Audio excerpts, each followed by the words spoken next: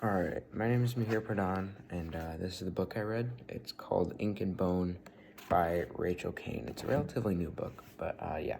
So I read it last month, and it's set in dystopian future. It's like 20 years into the future, and the main difference between like our world and this fantasy world is the government. So the government is the Great Library, it's called, and they have all regular books like this with like paper and covers and everything. Those are all, the Great Library has all of those, and they keep them in these massive libraries called syrupums. I'm not really sure how to pronounce it, but syrupums.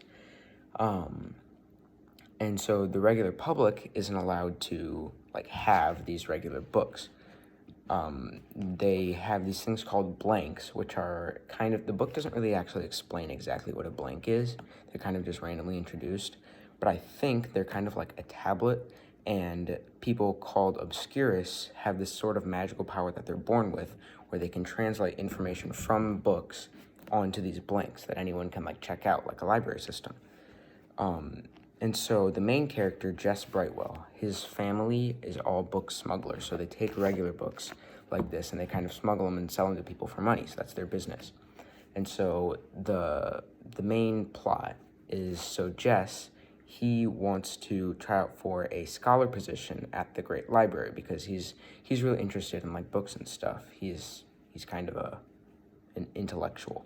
And also his family wants him to do it because he'll have inside information on the library. So he gets accepted into the library program, the library scholar training program. And so he's put into this group of people, all these other applicants for the job. And they go through a series of tests where they have to basically make it to the end. And they're only taking a certain amount of people from that group. So that's how the main conflict goes. And so the main like conflict point is that there's a group of people who aren't happy with the way the library is run. They don't like how the government controls all the information that the public can get, because they feel like that's obstruction and censorship and all that, which is true. And so they're called the burners.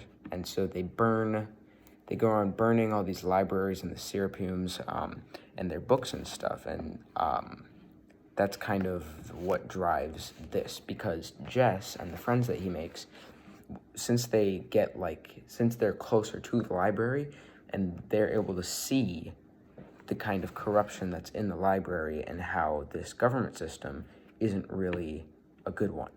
And that's kind of what they have to go through and experience. So yeah, that's Ink and Bone by Rachel Kane.